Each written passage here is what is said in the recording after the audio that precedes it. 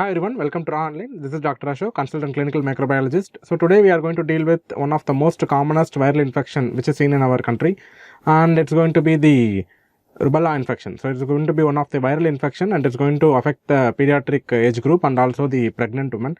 In case if it is going to occur during the first trimester, it is going to cause an threatening syndrome called congenital rubella syndrome.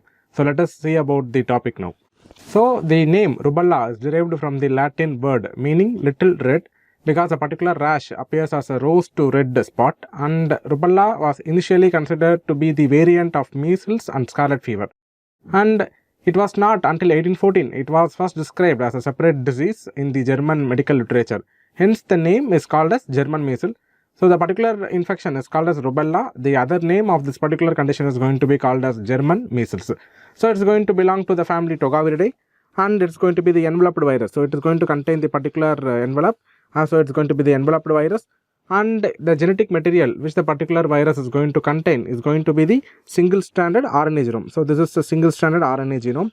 So inside the particular enveloped virus there is going to be a single stranded RNA genome, and the serotype, it's only one serotype which is there, and humans are the only reservoir, and there are around 13 genotypes. In the particular 13 genotypes, the type 2b is going to be the predominant type which is going to be circulating all over the world. And this particular terminology for this particular measles is going to be the German measles. As you all know, like it is the first thing which should be like recommended in case of any exam point of view. So in case of any exam point of view, this particular questions can be asked as rubella or even German measles. So in case the particular question have been asked as German measles, don't write about measles. So German measles, the answer is going to be rubella. So let us see about the pathogenesis now. So whenever the particular infection is there, like we need to know the route of infection. So here the route of infection is going to be through inhalation. So route is going to be through inhalation, and the exposure is going to be aerosol.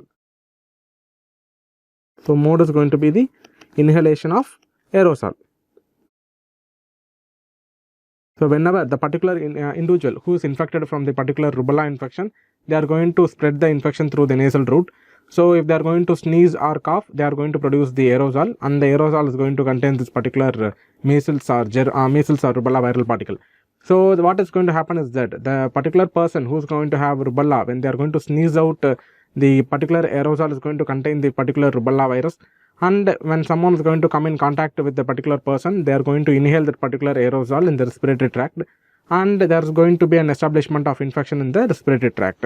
And following the inhalation, there is going to be local multiplication of this particular rubella virus in the respiratory tract, and there is going to be spread to the regional lymph node, and there is going to be from the lymph node the particular virus is going to reach the bloodstream and enter the bloodstream, and there is going to be a phase of viremia where the particular virus is going to multiply in the bloodstream. So it's called as the viremia.